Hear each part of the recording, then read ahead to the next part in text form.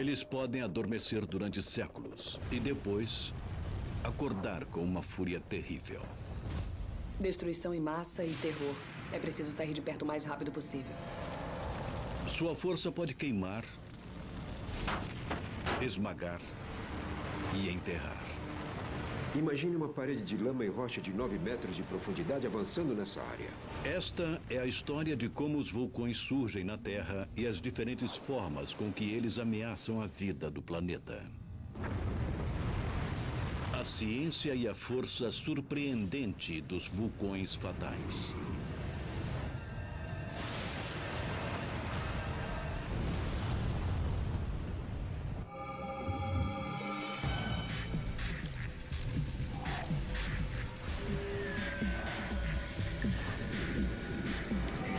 Ciência viva.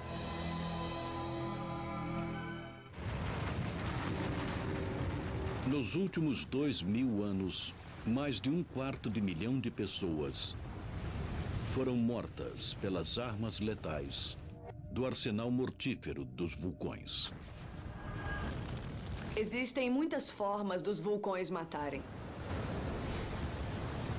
Os vários perigos incluem gases tóxicos e misturas de rocha, quente e gás que saem do vulcão. Muitas vezes, as cinzas atiradas no ar cobrem as coisas e, especialmente se estiverem molhadas, derrubam vários prédios. O fluxo de lama pode causar muita devastação. Os fluxos piroclásticos são particularmente bem perigosos. Isso pode resultar na combustão de material que encontram, como madeira, vegetação, casas. As vítimas de vulcões vão de seres humanos à extinção em massa de toda uma espécie. Existem pelo menos 10 grandes formas dos vulcões causarem destruição e morte. Número 10. Lava. Quando eu era pequena, a lava me assustava porque parecia ser muito quente. E eu só pensava no que aquilo poderia fazer com uma pessoa.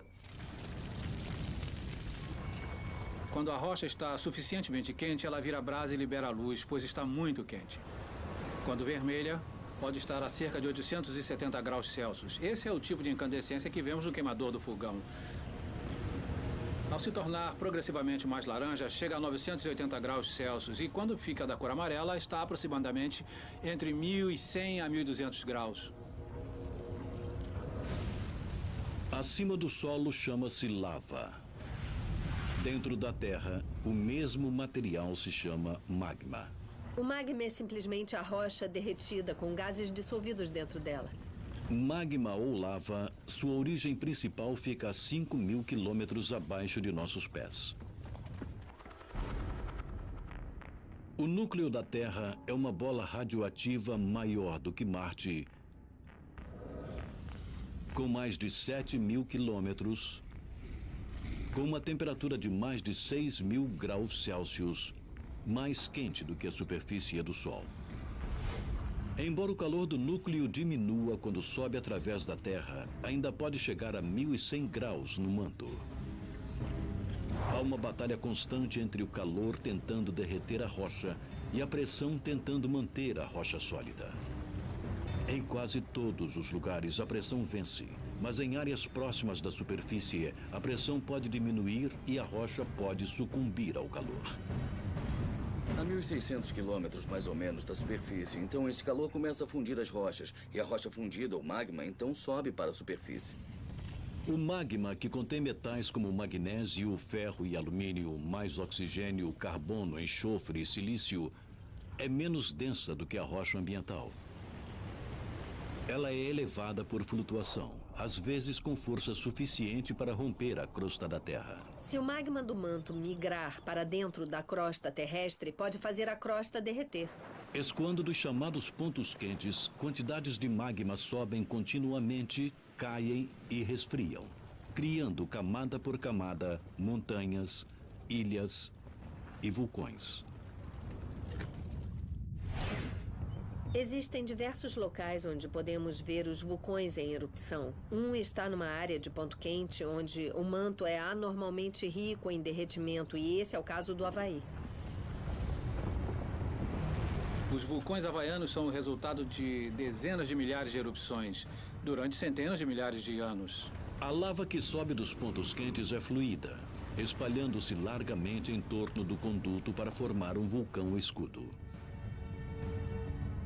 São chamados de escudos porque eles têm flancos muito pequenos e parecem com um escudo de guerreiro emborcado. Em qualquer vulcão, quando a rocha fundida cheia de gás chega à superfície, ela cria um reservatório crescente chamado de câmara magmática. Na medida em que essa cavidade de rocha incandescente cresce, a pressão sobe e a câmara se torna uma prisão da qual o magma se esforça para escapar. Você sacode um refrigerante para que o gás saia da solução no refrigerante. Mas o gás não tem por onde sair, então você o abre. Então o gás joga o refrigerante para fora, às vezes violentamente.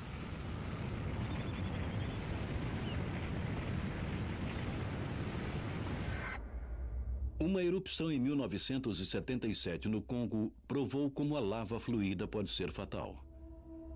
O vulcão era o Monte Nyiragongo, uma torre de 3.500 metros com um lago de lava em ebulição dentro de sua cratera. O Nyiragongo produz um escoamento de lava bem fluido. Basicamente, o vulcão rachou e o líquido quente vazou pelo flanco do vulcão muito rapidamente. E assim há um grande volume de lava se movendo rapidamente. A lava registrou a velocidade surpreendente de 97 km por hora. Pelo menos 70 pessoas foram pegas por seu fluxo incandescente. Esses fluxos já enterraram alguns elefantes, assim foram encontradas algumas formas repulsivas de elefantes que foram pegos pela lava, que esfriou em volta deles. Sendo assim, só ficou o esqueleto do pobre elefante. Em 2002, a lava do Nyiragongo escoou de novo, destruindo 12.000 lares e matando mais de 100 pessoas na cidade de Goma. A lava nem sempre é rápida, mas pode ser implacável, como uma cidade da Ilha Grande do Havaí aprendeu em 1990. Havia mais de 100 casas na comunidade de Kalapana. Elas foram atingidas por um dos vulcões mais ativos, o Kilauea. A lava não parava, lenta e implacável. Por 6 meses desesperadores, queimou casas e enterrou o solo. Imaginem um caminhão basculante de tamanho normal de lava escoando por segundo. 18 metros cúbicos de lava cobriu toda a cidade e ela nunca mais poderá ser a mesma. O que aconteceu com Kalapana pode acontecer de novo. Os vulcanólogos na Ilha Grande também se preocupam com o Mauna Loa, o maior vulcão da Terra. Se pegarmos a lava que existe no vulcão Mauna Loa, poderíamos estendê-la ao longo do Equador com 1.600 metros de largura e 1.600 metros de altura. É a lava que não acaba mais. A última erupção do Mauna Loa foi em 1984. Quando a lava transbordou, a maior cidade da Ilha Grande estava exatamente no caminho potencial da destruição. Hilo foi, na maior parte, construída sobre o fluxo de lava. Assim, o escoamento de lava pode, sob certas circunstâncias, chegar à cidade de Hilo. Tem que ser uma erupção muito duradoura para isso, mas pode acontecer. Em 1935, o Esquadrão Aéreo do Exército dos Estados Unidos entrou em guerra com Mauna Loa. O vulcão havia entrado em erupção, mandando um rio de lava em direção a Hilo.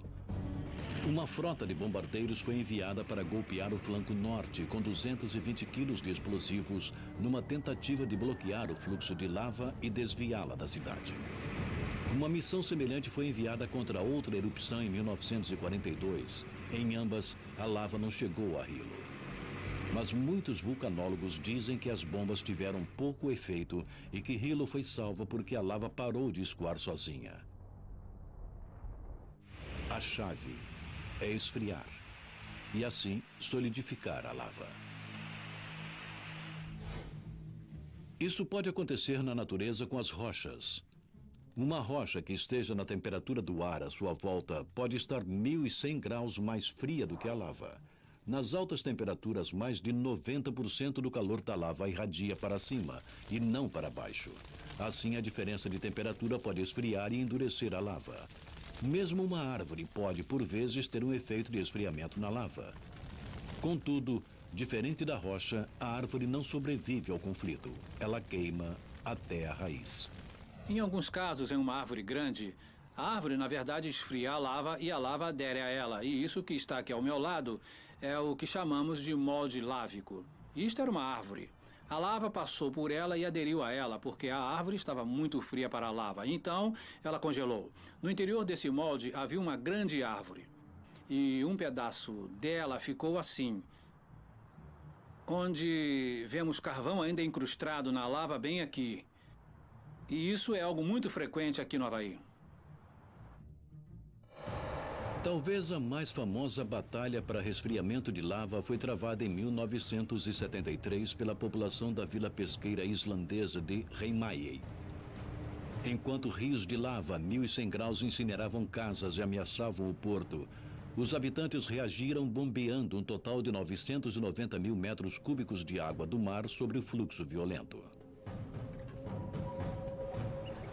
Quando a lava é apagada e esfriada, fica rígida e, portanto, não escoa mais. Assim, a finalidade da água foi esfriar muito rapidamente uma parte da lava para proteger o porto. A água do mar resfriou a lava 100 vezes mais rápido do que o ar. Após 6 meses de luta, 6 milhões de metros cúbicos de lava derretida foi resfriada até virar rocha inofensiva. Assim, o fluxo parou. E o porto foi salvo. A erupção de um vulcão pode clarear a noite. Mas algumas armas vulcânicas são mais sutis, como os gases silenciosos. Os gases escondidos no magma vulcânico criam uma poção de bruxa à espera de ser liberada, ameaçando a vegetação, os animais e os homens. Os gases principais deixados pelos vulcões são basicamente vapor d'água, mas também temos gás carbônico e dióxido de enxofre. Número 9 na lista letal: gases vulcânicos. O gás dióxido de enxofre pode se misturar com água no ar e se transformar em ácido sulfúrico, que cai sobre os edifícios e florestas como chuva ácida. Um dos gases vulcânicos mais perigosos é o assassino inodoro e incolor gás carbônico. O mais conhecido incidente de morte por CO2 vulcânico ocorreu no país africano de Camarões. Naios é um lago em uma cratera vulcânica quase 213 metros abaixo da superfície. Uma câmara magmática libera continuamente gás carbônico dentro d'água. Na noite de 21 de agosto de 1986, uma nuvem de gás carbônico de 900 metros de extensão subiu para a superfície. Sendo mais pesada do que o ar, a nuvem da morte se arrastou pelas cidades abaixo, sufocando centenas enquanto dormiam. O gás carbônico escapou daquele lago e se moveu muito perto do solo e matou silenciosamente os moradores que estavam dormindo, cerca de 1.700 pessoas. Além das mortes de pessoas, os gases vulcânicos quase acabaram com toda a vida complexa na Terra antes dela começar. Toda forma de vida complexa de hoje depende do oxigênio, mas esse elemento vital não foi sempre parte de nossa atmosfera. Há 2,7 bilhões de anos, quando a água cobria quase todo o planeta, o céu era um coquetel venenoso de gás carbônico e nitrogênio. Nos mares, micro-organismos chamados cianobactérias usavam a fotossíntese para absorver o gás carbônico e expelir oxigênio como refúgio. Esse oxigênio deveria ter subido à superfície para ser absorvido na atmosfera. Mas alguns cientistas acham que os gases de vulcões submarinos, principalmente sulfato de hidrogênio, reagiram com oxigênio, formando assim ácido sulfúrico. Desta forma, Os vulcões estrangularam a vida complexa na infância. Mas a vida teve uma segunda chance. 200 milhões de anos mais tarde, uma subelevação planetária literalmente elevou muitos desses vulcões das profundezas, como parte da primeira grande expansão da terra firme. Com menos vulcões submarinos para capturá-lo, o oxigênio finalmente flutuou livre para enriquecer a atmosfera, dando início à evolução da vida multicelular sobre a Terra.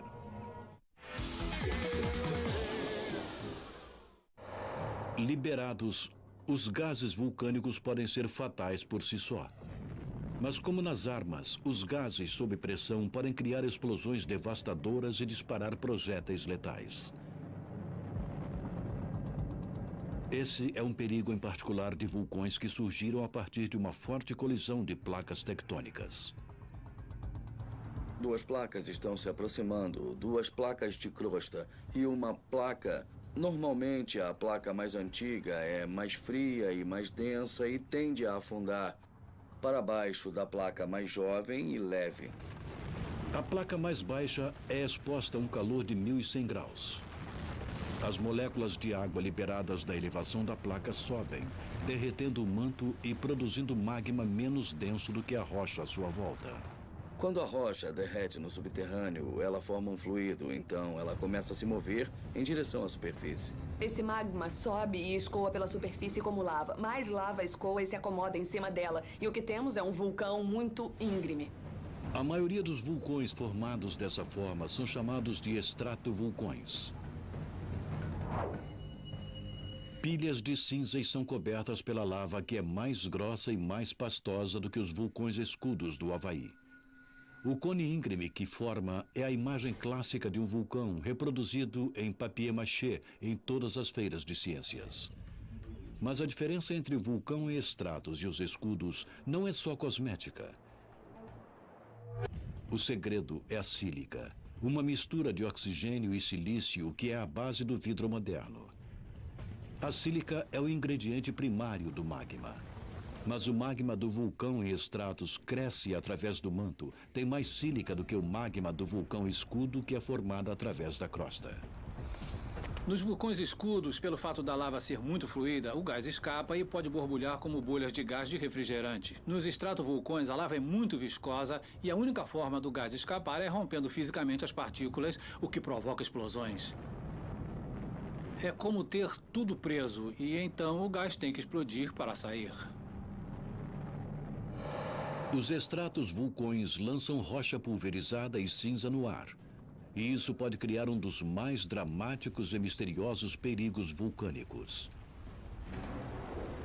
Número 8. Relâmpagos vulcânicos. Numa nuvem de erupção vulcânica existem muitas partículas de cinza e rocha girando, chocando-se uma nas outras e... Aparentemente é possível, a partir disso, haver uma transferência de carga, de forma que algumas delas terminem ficando carregadas positivamente e outras terminem carregadas negativamente. Acho que é meio parecido quando você esfrega sua mão num tapete ou num local muito seco e uma vez que essas cargas se estabeleçam e se tornem suficientemente desiguais, então haverá raios quando essas cargas se equalizarem entre si. Na verdade, descargas elétricas lampejam nas bocas dos vulcões. Depois sobem para se misturar com os raios das nuvens de detritos. Visto de longe, é um espetáculo incrível da fúria da natureza. Mas caso estejam perto demais, os raios podem ser a última coisa que verá. Desde 1999, 4 turistas nas encostas do Monte Etna, na Itália, morreram. O sistema nervoso deles foi totalmente sobrecarregado por uma carga elétrica violenta.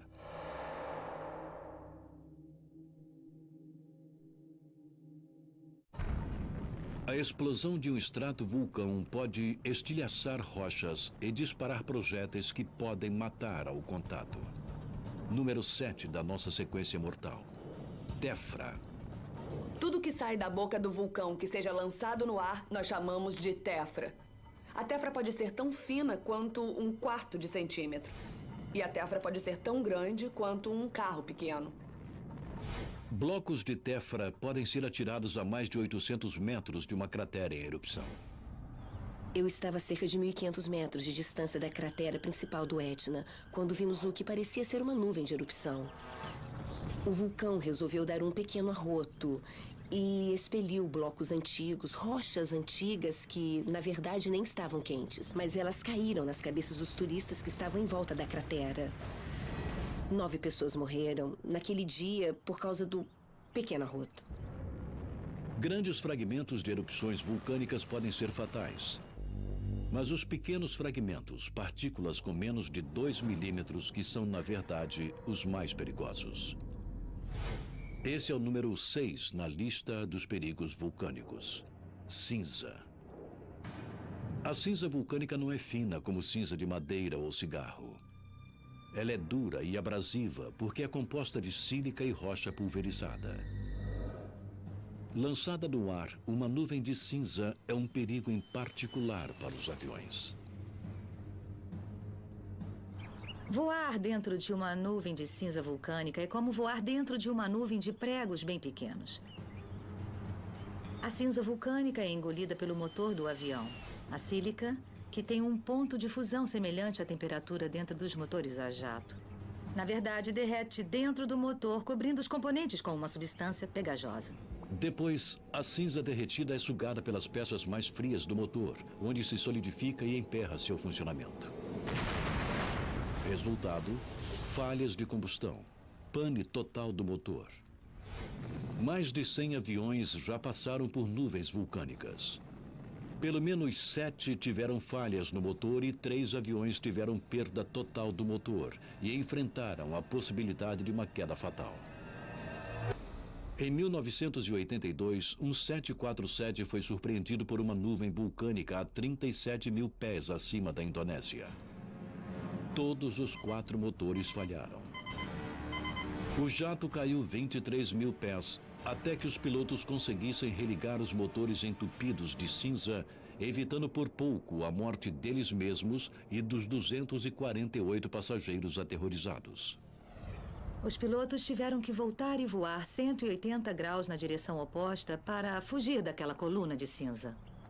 Mas a cinza não é uma ameaça apenas no ar. Ela também faz vítimas próximas ao solo. As pessoas que correm para se abrigar e escapar de serem queimadas ou sufocadas pela queda da cinza podem estar correndo para uma armadilha mortal. A cinza vulcânica é densa. Uma camada de 10 centímetros é suficiente para achatar muitos refúgios. E quando a cinza está molhada de chuva, sua densidade mortal aumenta. Se cair sobre um telhado, o telhado cairá. E se houver pessoas se abrigando sob esses prédios, a queda desses telhados pode ser realmente um perigo. Enquanto a cinza é um perigo vindo do ar, os vulcões têm outra arma que ataca pelo mar. O perigo vulcânico número 5. As tsunamis. Os vulcões crescem pelo acúmulo de lava e tefra. Mas uma montanha em crescimento pode se tornar instável, principalmente se os gases ácidos e o vapor se infiltrarem através das rochas. Isso leva a uma queda estrutural de uma lateral ou flanco do vulcão. Agora, a queda dos flancos dos vulcões havaianos é considerada bem comum. É uma fase normal do ciclo de todos os vulcões, os flancos caírem e seguirem para o oceano. Quando se jogam pedaços de coisas grandes no oceano, há uma pancada na água. Essas pancadas são as tsunamis. Não só o flanco cai, mas o choque de uma erupção gigante pode também provocar os tsunamis.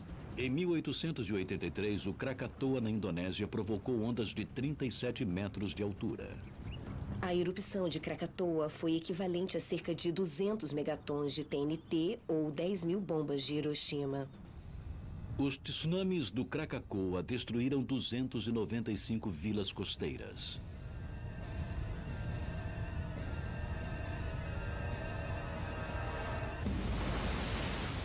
No total, os tsunamis vulcânicos causaram mais de 50 mil mortes registradas na história. E está preparado para essa taxa de mortalidade aumentar. O maior perigo pode vir do imenso Mauna Loa, no Havaí, cujos flancos do sudoeste caíram mais de uma vez no passado pré-histórico, provocando mega tsunamis com mais de 150 metros. Essa é enorme. É com certeza a maior tsunami da história que conhecemos. A boa notícia é que a última foi há mais de 125 mil anos. A má notícia é que nada na Terra poderia impedir que outro mega tsunami do Mauna Loa atingisse a Ilha Grande. É certo que as tsunamis seriam devastadoras para o Havaí.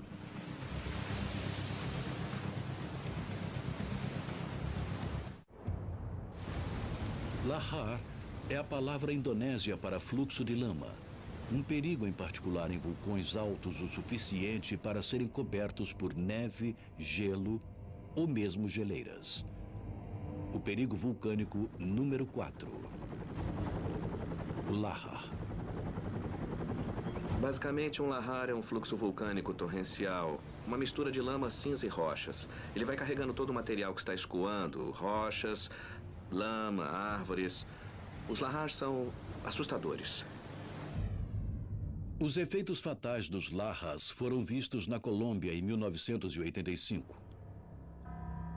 O vulcão nevado Del Ruiz, coberto por uma geleira, entrou em erupção depois de 140 anos de silêncio.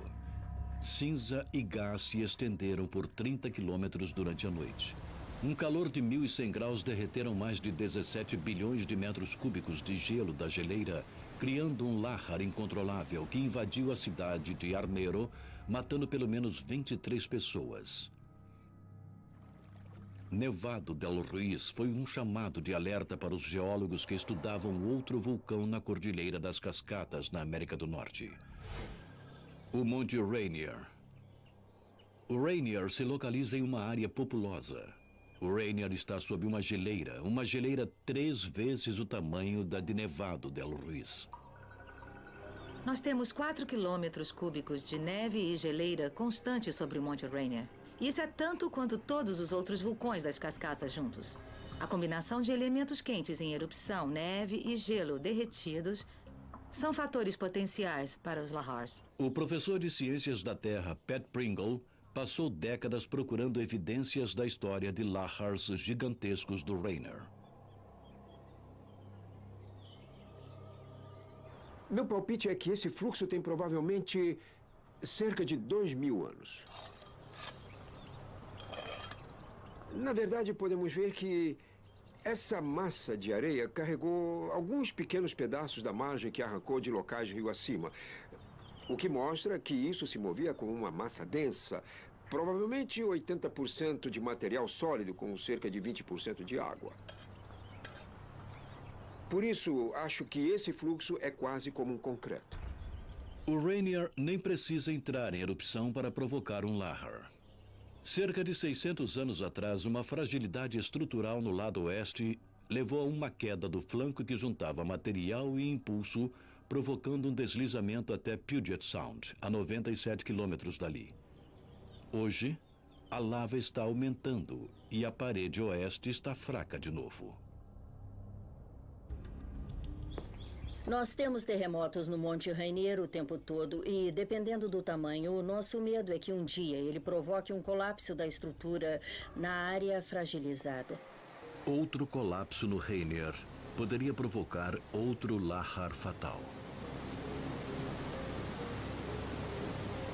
Esse lahar provavelmente seguiria o mesmo trajeto de 600 anos atrás. Mas o antigo deserto contém agora dezenas de milhares de vidas, lares e empresas, todos em risco. Estamos seguindo para o vale do rio Puyallup, e essa é a velocidade que o fluxo de lama atingiria quando escoasse do Monte Rainier. Imagine uma parede de lama e rocha, com 9 metros de profundidade, vindo para essa área. É assim que seria. Ele teria soterrado todo esse vale, de uma parede a outra do vale, mais de 1,5 quilômetros. Nada poderia deter um próximo e grande lahar do Monte Rainier. E nada poderia defender o porto de Tacoma. O porto de Tacoma é o 6º maior porto do mundo. E para nós de Washington, é o portão para o Alasca e para a Ásia. A gerente de emergências do município de Pierce, Jody Woodstock, sabe o que um Lahar do Monte Rainier poderia fazer ao porto. Lama e detritos bloquearia o tráfego de navios por meses. A economia do Noroeste ficaria arrasada, enviando ondas de choque financeiro por todo o mundo. Mas no caso de um Lahar, já foram feitos planos para tentar minimizar o sacrifício humano. O Centro de Operações de Emergência do Estado de Washington ativará sirenes por todo o vale. Nós ativaremos basicamente um sistema reverso de emergência que telefonará para todas as casas e empresas do vale e assim teremos um alerta amplo para que as pessoas se afastem cerca de 15 metros do fundo do vale e isso salvará suas vidas. Poucos duvidam que a região das cascatas precise se preparar para um possível desastre futuro. O Monte Rainier e outros vulcões das cascatas entrarão em erupção de novo. A questão não é se, mas quando. Tão assustador quanto um Lahar pode ser, é imaginar algo 2 vezes mais rápido e incandescente. Nesta casa, todo mundo a partir das 7, só no Discovery.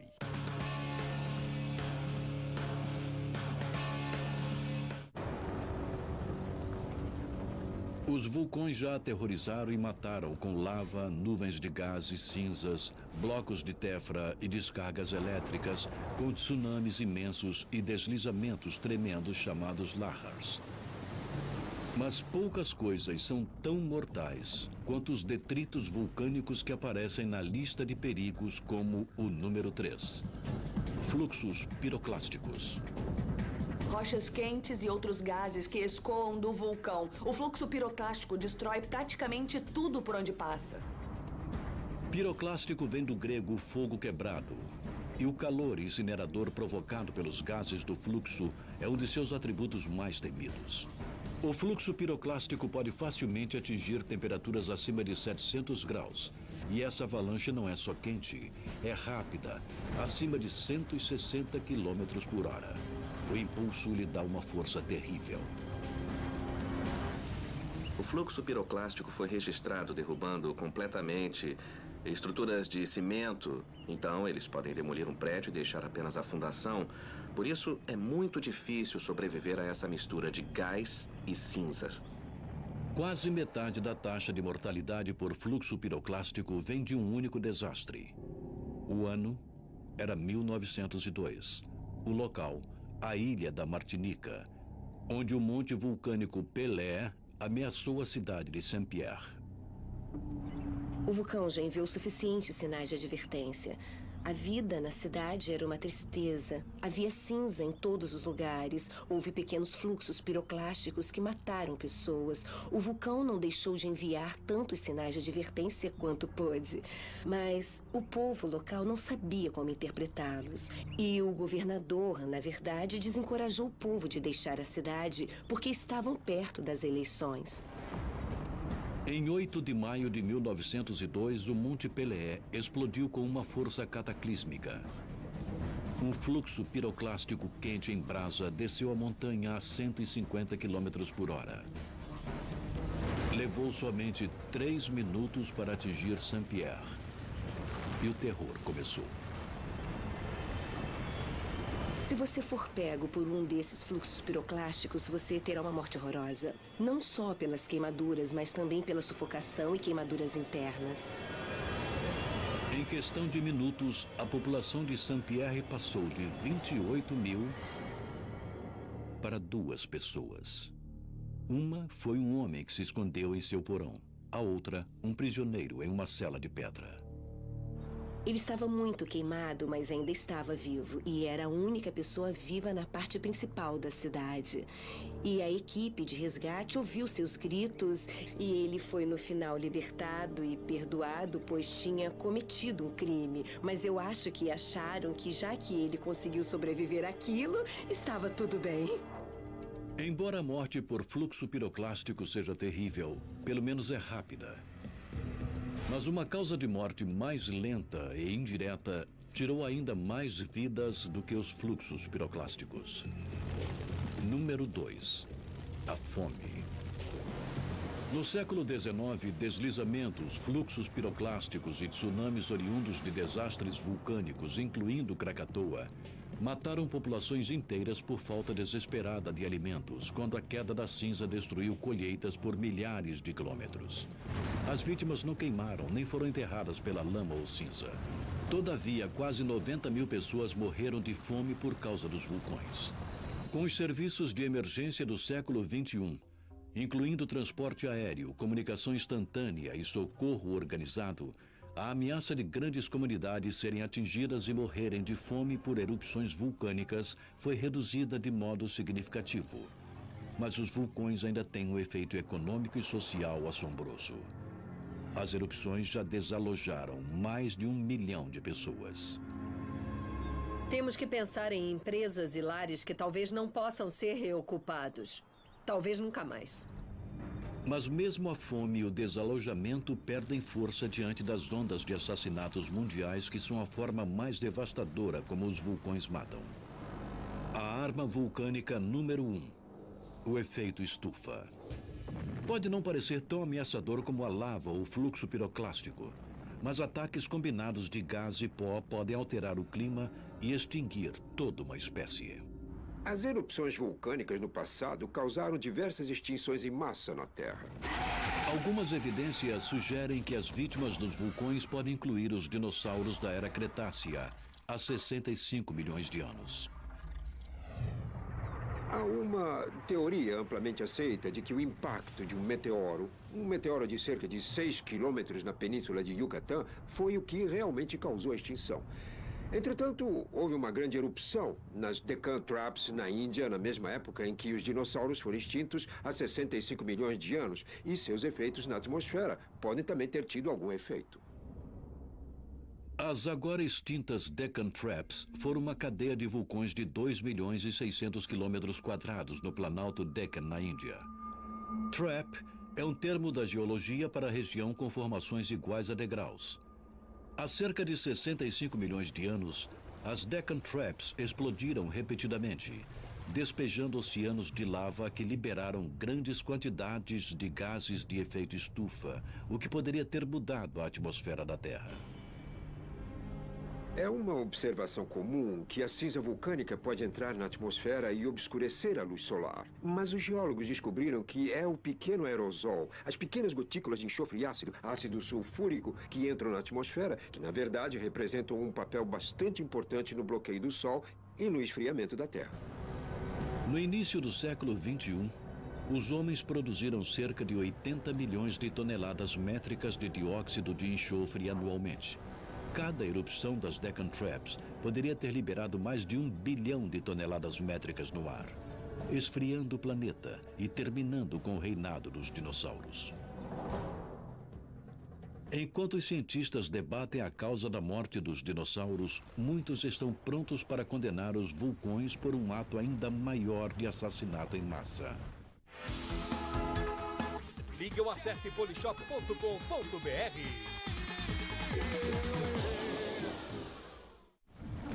Algo terrível aconteceu ao redor do mundo há 251 milhões de anos. No fim do chamado período Permiano, 70% de toda a vida na Terra e 90% da vida marinha foram extintas. Os cientistas chamam isso de a Grande Morte. E pode ter sido provocada por vulcões onde hoje é a Sibéria. O chamado fim da extinção em massa permiana há 251 milhões de anos pode muito bem ter sido causado pela erupção das traps siberianas. O fluxo de lava escondido produziu basicamente tanto gás carbônico que mudou radicalmente a atmosfera da Terra. Há a possibilidade de que a cinza vulcânica tenha, na verdade, diminuído a temperatura da Terra drasticamente, de forma que os animais e plantas da época não conseguiram mais existir e foram extintos. Uma demonstração da mudança climática vulcânica foi vista em 1991, quando o Monte Pinatubo arremessou 20 milhões de toneladas de dióxido de enxofre 30 quilômetros no céu sobre as Filipinas. A nuvem circundou o globo em 3 semanas. A umidade atmosférica transformou o dióxido de enxofre em ácido sulfúrico, que refletiu os raios de sol e reduziu a temperatura média da Terra em cerca de 2 graus por mais de 2 anos. Pinatubo foi apenas um vulcão. Muitos outros explodindo juntos poderiam ter um impacto global muito maior.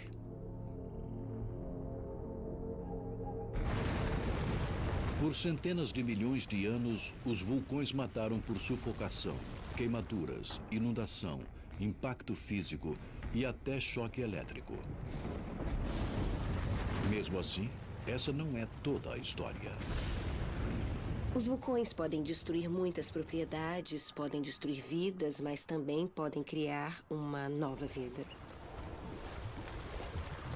Na Ilha Grande do Havaí, Kilauea vem criando novas terras desde 1986.